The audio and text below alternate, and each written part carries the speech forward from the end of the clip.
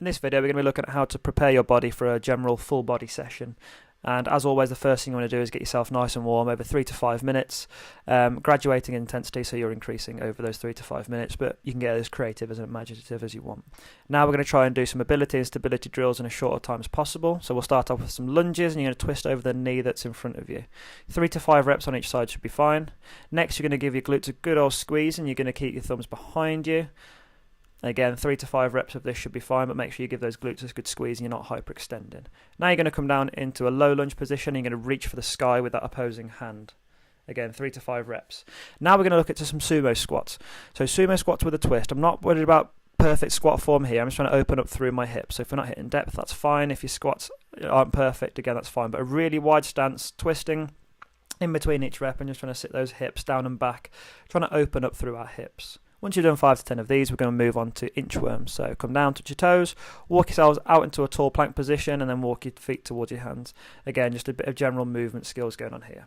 So now we're going to look at some mobility matched with some stability and strength in the form of Cossack squats. 6 to 8 on each side should be fine. And you're trying to sit your hips back and keep your chest upright throughout the whole movement. Now, what you do with your other foot is completely up to you. If it wants to twist and touch the sky, that's fine. But we're just trying to build in some mobility and some strength in our hips. Now we're going to do some glute bridges with a thoracic reach. So I'm going to keep my arms out like a T. I'm going to bridge up to the sky, and then I'm going to reach hand over to hand and building in some thoracic movement as well as strengthening through my glutes as well. After this, I want to look activating my upper back, a notoriously neglected area. So I'm going to do that with face pulls. Again, try and keep your rib cage down, pin your stomach nice and tight, and then pin your elbows back and together. Same thing with the rotations here. Okay, arms straight. And trying to keep that ribcage down.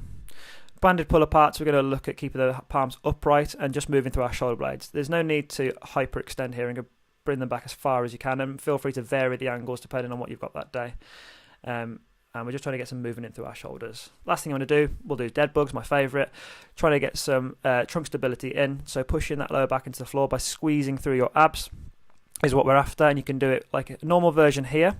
You can segment it by doing one with the plate over your head here and just moving through your legs, or you can do my favourite variation, which is with the band behind you or attached to the rig, and again doing the same thing, just trying to stay nice and still. This will really help with your breathing and bracing, especially for heavy lifting that you've got coming up, but you should be ready to do your session now.